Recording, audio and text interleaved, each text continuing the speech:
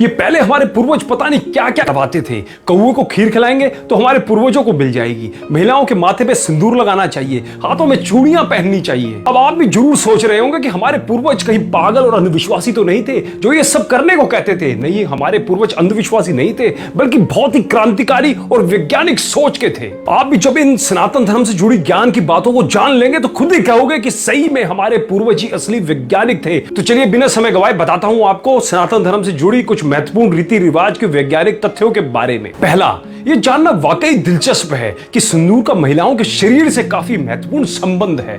हल्दी, चूना और धातु पारा से बना सिंदूर महिलाओं के शरीर में खून के बहाव को नियंत्रित करता है और कामेच्छा को बढ़ाने में कारगर होता है। यही कारण है कि विधवा महिलाओं को सिंदूर लगाना मना है। सिंदूर में मौजूद धातु पारा के तत्व तनाव और चिड़चिड़ेपन को भी दूर करता है। दूसरा, भारत में मूर्ति पूजा के चलन का वैज्ञानिक कारण बताया जाता है। कहा जाता है कि जब हम किसी की तस्वीर या मूर्ति को देखकर प्रार्थना करते हैं तो पूरा ध्यान उसी आराध्य देवी देवताओं के ऊपर हो जाता है। मन एकदम एकाग्र और नियंत्रित हो जाता है। इसलिए भारत में आध्यात्मिक उन्नति के लिए मूर्ति पूजा को मानव जीवन का अहम हिस्सा माना गया है। तीसरा, हाथों में चूड़ियां पहनने का भी दिलचस्प वैज्ञानिक कारण है। कहा जाता है कि कलाइयों में चूड़ियां पहनने से हाथों का ब्लड फ्लो ठीक हो जाता है, साथ ही चूड़ियों की वजह से ऊर्जा भी नियंत्रित रहती है। चौथा, मंदिर ऐसे स्थानों पर बने होते हैं जहां पर उत्तर और दक्षिणीय ध्रुवों के चुंबकीय और विद्युतीय बलों के कारण सकारात्मक ऊर्जा भरपूर मात्रा में होती है। मंदिर के मुख्य मूर्ति ठीक बीच में स्थापित की जाती है। इस जगह को मूल स्थान या गर्भगृह भी कहते हैं जहां मूर्ति की स्थापना होती है। उस स्थान के नीचे वैदिक मंत्रों से लिखी तांबे की धातुएं रखी जाती है।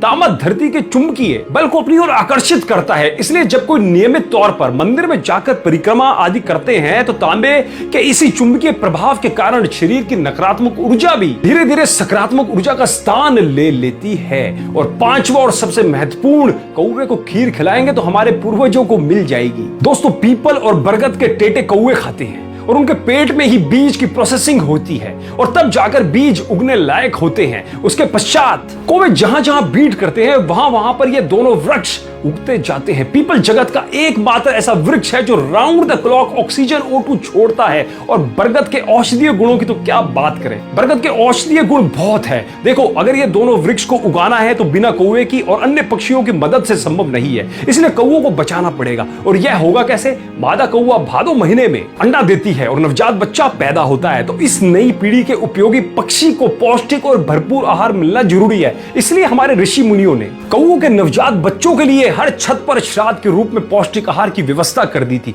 जिससे कि कौवों की नई जनरेशन का पालन पोषण हो जाए। पर आजकल के कुछ युवा बाहर से पढ़ लिख कर आने के बाद अपने धर्म पे उंगली उठाते हैं। मैं उनसे निवेदन करना चाहता हूं, उनसे कहना चाहता हूं कि सनातन धर्म पे उंगली उठाने से पहले सनातन धर्म को जानो, सनातन धर्म को पढ़ो, फिर उस पर उंगली उठाओ। जब आपके विज्ञान का ABC भी नहीं था ना, तब हमारे सनातन धर्म को पता था कि किस बीमारी का इलाज क्या है, कौन सी चीज खाने लायक और कौन सी चीज खाने के लायक नहीं है। अतः ज्ञान का भंडार है हमारा सनातन धर्म और उनके नियम। विदेशी शिक्षा पद्धति पढ़ें और अपने पूर्वजों ऋषि मुनियों के नियमों पर उंगली उठाने के बजाय उसकी गहराई को जानिए। और आज तो विदेशी शिक्षा पद्धति भी हमारे वेदों गीतों का अपने यहाँ प्रयोग कर रही है, तो उंगली उठाने से पहले एक बार जरूर सोचा कीजिए। दोस्तों, मैं उम्मीद करता हूं कि इस वीडियो ने भी आपको जागरूक जरूर किया होगा। यदि किया हो तो हमें एक कमेंट के माध्यम से सनातन धर्म के बारे में आपके महत्वपूर्ण विचार जरूर बताइएगा। और इस वीडियो को ज्यादा से ज्यादा सबके साथ शेयर जरूर करें जो सनातन धर्म पर उंगली उठाते हैं, उनको भी सनातन धर्म के महत्व का पता चल पाए। चलिए अगले वीडियो में फिर मुलाकात होगी, तब तक के लिए धन्यवाद।